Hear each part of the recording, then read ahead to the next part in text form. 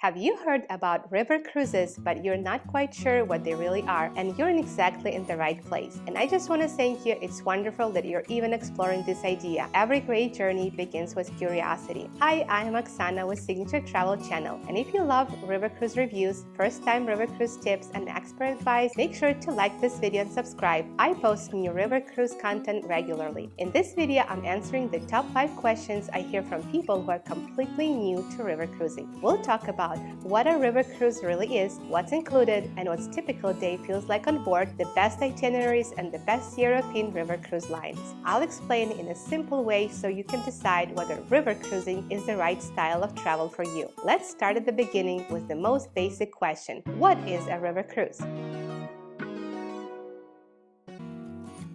A river cruise is one of those kinds of journeys that's a little hard to explain until you've experienced it. It goes far beyond the ship you're on or the landmarks you'll visit. It's really about the feeling of a journey. That's why I often think of it less as a cruise and more as a river voyage. From the very beginning, it feels different. These ships are small and intimate. You're usually traveling alongside about 70 other couples, people you naturally begin to recognize and get to know as day unfolds. The crew truly connects with you, creating an atmosphere that feels warm and familiar, almost like coming home at the end of each day. Life on board has a quiet, personal rhythm. There are no loud announcements, no constant noise, no sense of rushing. And what makes river cruising special isn't really the ship itself, it's the way you move through Europe. Long before highways and borders, rivers were the lifelines of Europe. Cities were built along the water, and everyday life floated through these waterways. Traveling by river today lets you unfold those same historic paths. Each morning, you wake up somewhere new,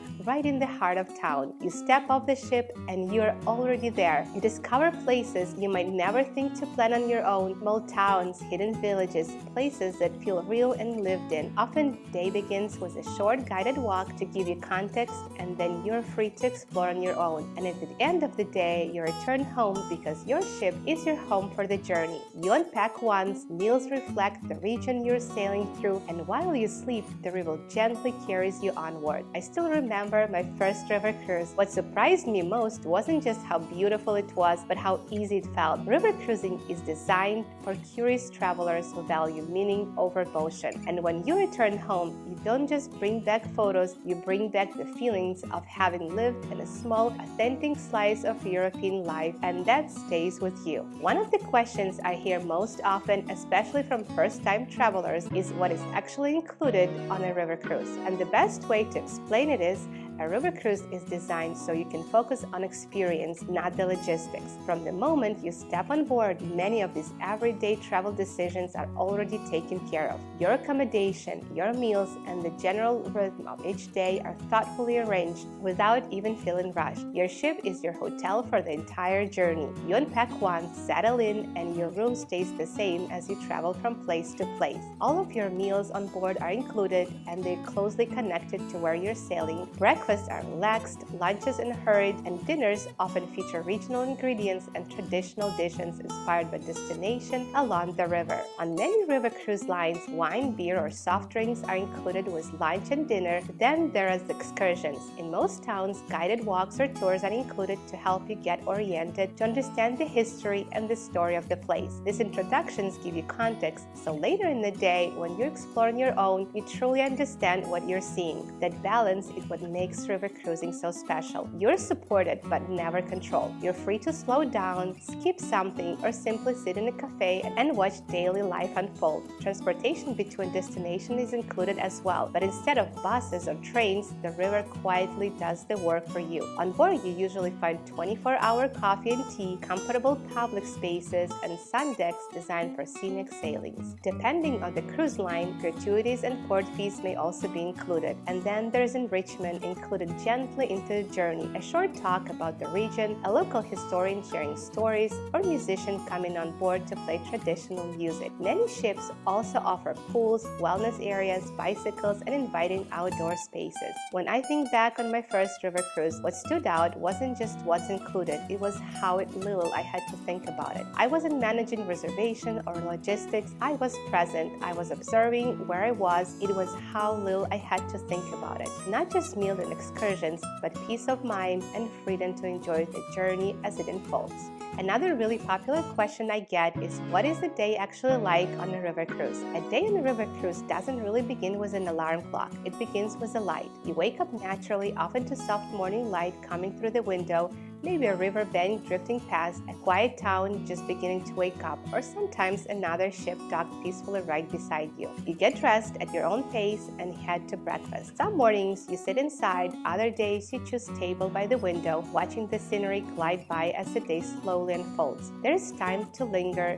to sip coffee, to look outside and notice exactly where you are. Most days the ship docks right in the heart of town. You simply step off and you're already there. Often, morning includes a guided excursion. This is your introduction to the place, learning its history and hearing stories that gives meaning to what you're seeing. These tours aren't exhausting or overwhelming. They meant to orient you, to give you context. And then comes one of the best parts of the day, free time. You return to the ship for lunch, or sometimes you stay ashore and the afternoon unfolds at your own pace. You might wander back to a favorite spot, browse local shop, or simply walk with no agenda at all. There's no pressure to see everything. Sometimes the ship begins sailing during the day, and there is when the river cruising feels especially magical. You might head to the sun deck, relax in the lounge, or sit quietly on your balcony as Europe drifts past. Dinner is another unhurried moment. Meals reflect the region you're sailing through, and evenings feel relaxed rather than formal. After dinner, there may be a local musician, a short talk about tomorrow's destination, or simply time to sit with a glass of wine and reflect on the day. There is no pressure to stay up late. When you return to a cabin, your bed is waiting.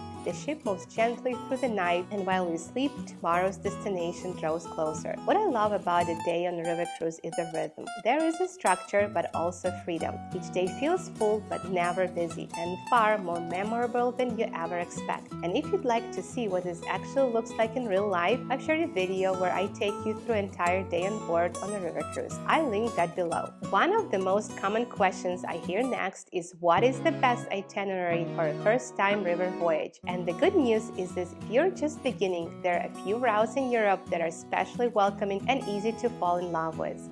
These itineraries help you understand the rhythm of river travel, what it feels like to move through Europe slowly, thoughtfully, and without feeling rushed. It also helps you to realize just how many choices there really are. In Europe alone, there are more than a dozen major rivers that are navigatable for cruising, including the Danube, Rhine, Seine, Rhone, Douro, Main, Moselle, and several others. And on each river, there isn't just one route, there are dozens of variations. Northbound and southbound sailings, shorter journeys, longer voyages, and itineraries focus on culture, wine, history, or scenery. For most first-time travelers, three rivers stand out: the Rhine, the Seine, and the Danube. The Rhine is often what people imagine first: castles rising above the river, vineyards climbing the hillside, and storybook towns that feels almost untouched by time. It's visually dramatic and very approachable, especially if you enjoy walking and exploring on your own. The Seine offers a gentler introduction. It begins in Paris and flows into the French countryside through art-filled towns and historic Normandy. It's perfect if France has always been high on your list and you're drawn to culture and slower pace. And then there's the Danube. For many first-time travelers, and especially for me, the Danube is a truly special introduction to river voyaging. It blends grand capitals like Budapest and Vienna with small towns you might never think to plan on your own. Music, history, and everyday life all come together on one journey. Sailing through Austria's Baja Valley with its rolling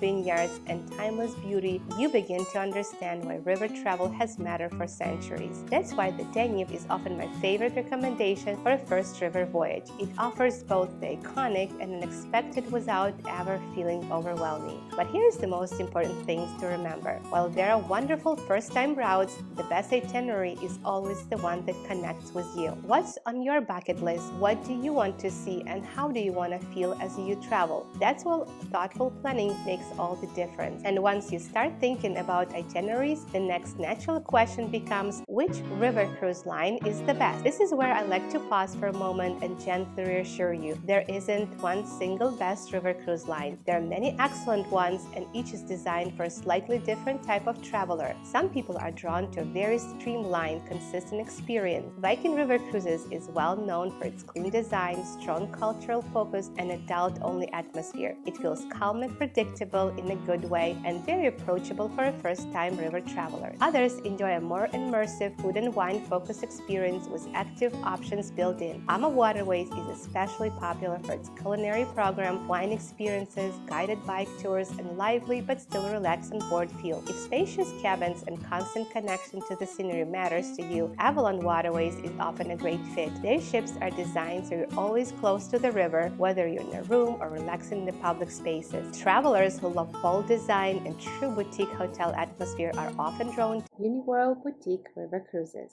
Each ship has its own personality. For those looking for ultra-inclusive luxury, scenic luxury cruises and tours includes nearly everything: excursion, gratuity, specialty dining, and wellness experiences, creating a very seamless, high-end journey. Some travelers prefer a more independent style of river travel. Amadeus River Cruises offer modern ships and flexibility, with excursions that aren't automatically bundled. For travelers who truly appreciate outstanding cuisine paired with refined hotel-style experiences, Riverside Luxury Cruises really stands out, especially for food, spacious suites, and highly personalized service. If you like contemporary design, strong value, and relaxed modern atmosphere, Emerald Cruises offer a fresh approach that feels stylish without being over-formally. Newer European-based line like Viva Cruises bring a more casual, modern energy and appealing to travelers looking for something a little less traditional. And for travelers who value deeply curated journeys and exceptional guiding, TUC combines river cruising with world-class destination expertise. What's important to understand is that many of these cruise lines sail the same rivers, but the experience on board can feel different. That's why choosing a river cruise line isn't about finding the best one. It's about finding the one that's best for you. I'm happy to partner with all these cruise lines. My role is to help you look beyond the brochures, to understand the subtle differences that really matter, and to match you with the river, the itinerary, and the cruise line that fits your travel style. That's exactly why I created a simple questionnaire, or you're always welcome to reach out to me directly. Because when the right river, the right itinerary, and the right cruise line come together, the journey feels effortless. And that's when a river voyage becomes more than just a vacation. It becomes an experience